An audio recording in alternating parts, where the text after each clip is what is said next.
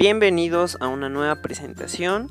En esta ocasión vamos a hablar de 3 enfermedades importantísimas que son la enfermedad diverticular, poliposis y volvulus.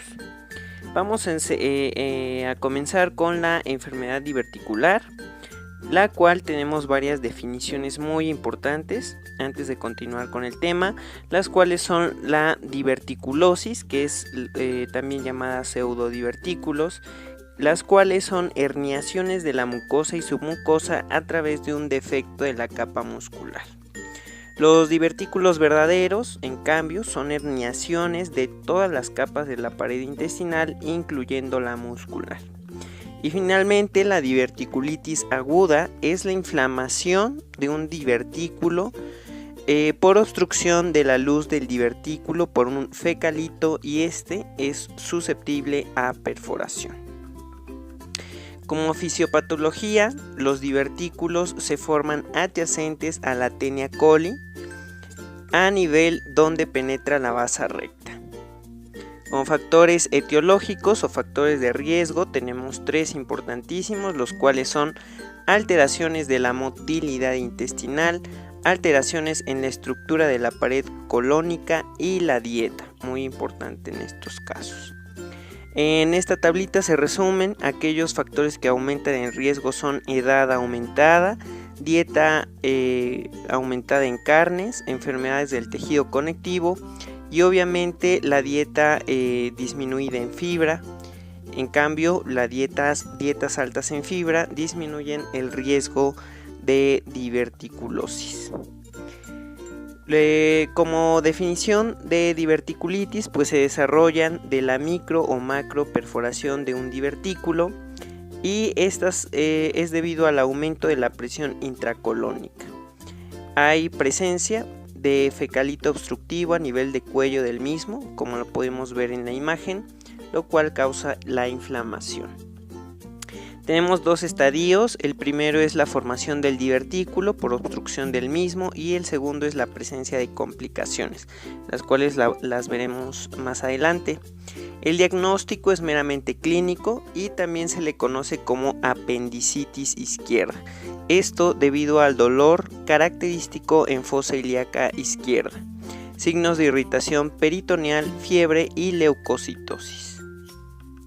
Vamos a tener una clasificación de Hinch, la cual va a la cual va a dividir en 4 grados. El grado 1 es el absceso pericolónico confinado, grado 2 absceso distante, que puede ser pélvico o retroperitoneal, y grado 3 peritonitis purulenta generalizada con ruptura del absceso. El grado 4 es la peritonitis fecaloide. Como estudios diagnósticos, la tomografía axial computarizada con medio de contraste se considera el gold estándar. Aquí podemos observar infiltración de la grasa pericolónica, engrosamiento de la pared, hipertrofia muscular y absceso pericolónico. Hay un signo muy característico llamado el signo de la flecha, el cual es el engrosamiento local de la pared colónica con imagen en punta de flecha hacia el divertículo inflamado.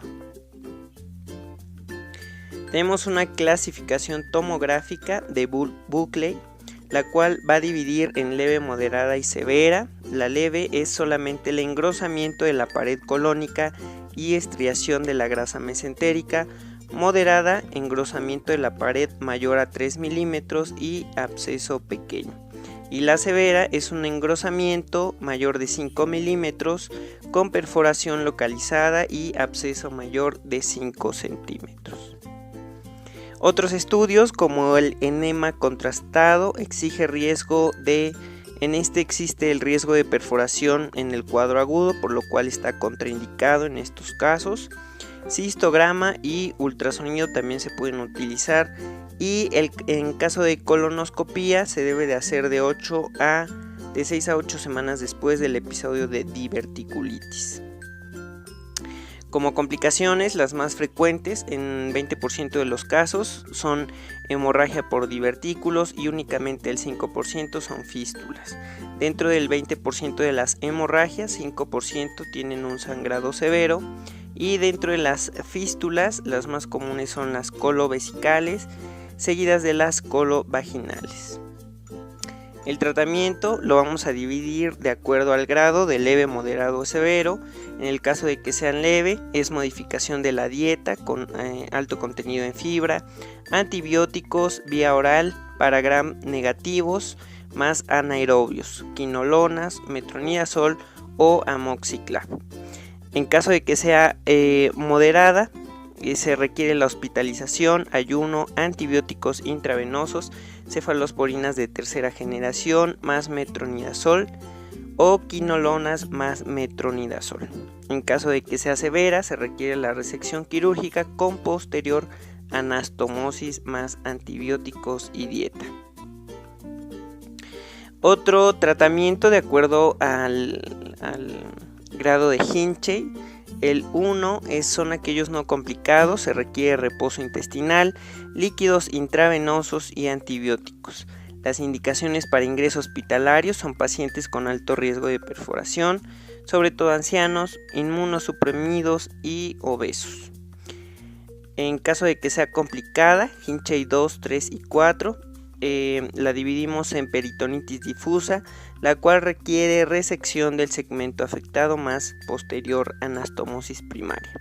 En caso de que sea peritonitis fecaloide, se requiere resección, colostomía y cierre del muñón rectal, intervención de Hartmann.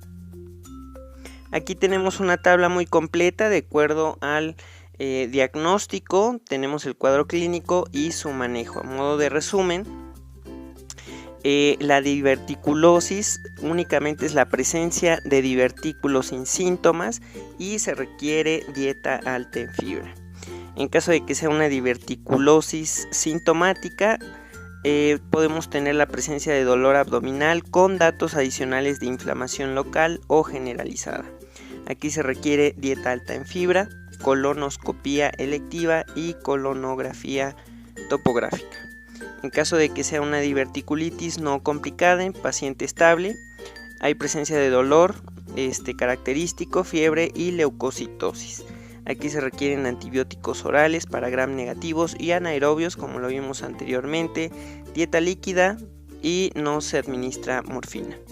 En caso de que sea una diverticulitis no complicada en pacientes graves o ancianos, igual tenemos las características clínicas del dolor, en cuadrante izquierdo, fiebre, leucocitosis en pacientes mayores de 80 años o intolerancia a la vía oral.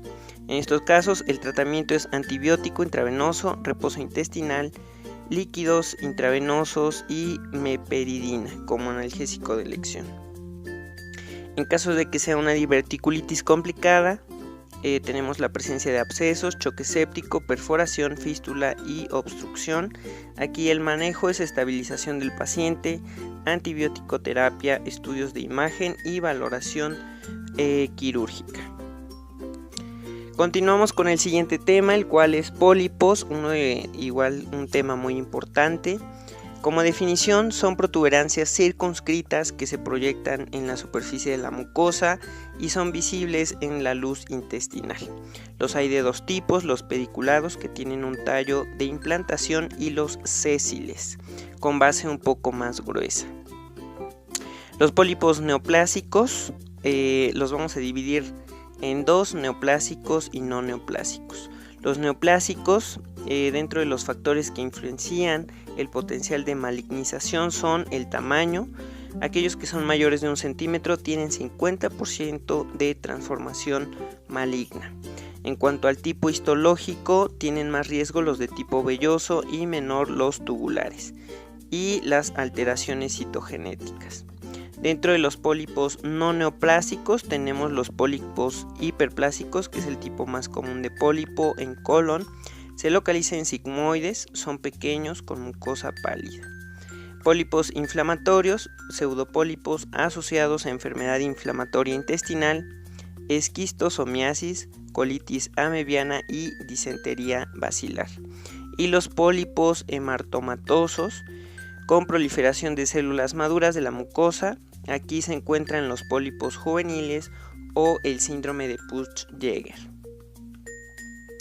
Dentro de los pólipos adenomatosos son lesiones neoplásicas benignas, son precursoras de cáncer esporádico colorectal. Dentro de estas tenemos la poliposis colónica familiar, la cual es la forma más frecuente de poliposis adenomatosa de carácter autosómico dominante, cuyos cromosomas alterados se localizan en el cromosoma 5. Y la clínica, la mayoría de los casos son asintomáticos, y los pólipos grandes presentan ulceración con sangrado, y esto por consecuencia da una anemia crónica con pérdidas sanguíneas importantes.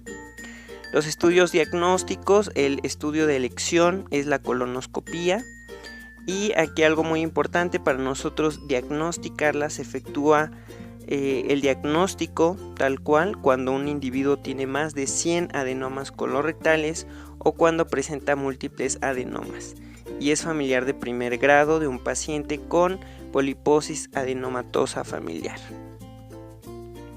De acuerdo al tratamiento, la resección de todos los pólipos es una medida importante para disminuir la incidencia de cáncer colorectal. De acuerdo a los dos tipos que vimos inicialmente, los pólipos pediculados, por el riesgo de contener una arteria y para prevenir el sangrado, se maneja con inyección de solución salina y epinefrina, además de asa con electrocauterio. En caso de que sean pólipos sésiles, se maneja inyección salina submucosa con técnica de resección gradual en parches. Muy importante, se recomienda la aplicación de tratamiento quirúrgico después de la pubertad, pero antes de los 25 años, existiendo dos tipos de cirugías: colectomía total con anastomosis iliorectal para pacientes con formas atenuadas. Requiere vigilancia estrecha con rectoscopía de control cada 6 a 12 meses. Y también tenemos la proctocolectomía total con anastomosis ilioanal y construcción de reservorio ileal en J. El reservorio debe de ser adecuadamente vigilado de manera anual o bianual por aparición de adenomas. En caso de que se opte por la quimioprofilaxis, se utilizan COX-2 como el celecoxib, que reduce el tamaño y número de pólipos colónicos. Finalmente vamos a ver el tema de volvulus, el cual como definición es la torsión axial de un segmento intestinal alrededor de su mesenterio. Produce una obstrucción en asa cerrada y compromiso vascular. Dentro de los factores relacionados tenemos una dieta rica en fibra vegetal, tiempos prolongados en cama en caso de que sean pacientes hospitalizados, uso prolongado de laxantes, intervenciones abdominales previas, embarazo y megacolon.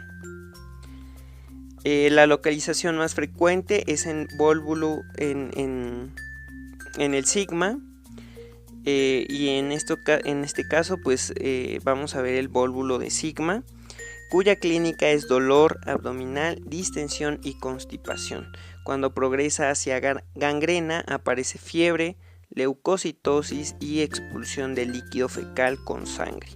Muy importante, el sigma es la localización más frecuente y en segunda instancia es el ciego.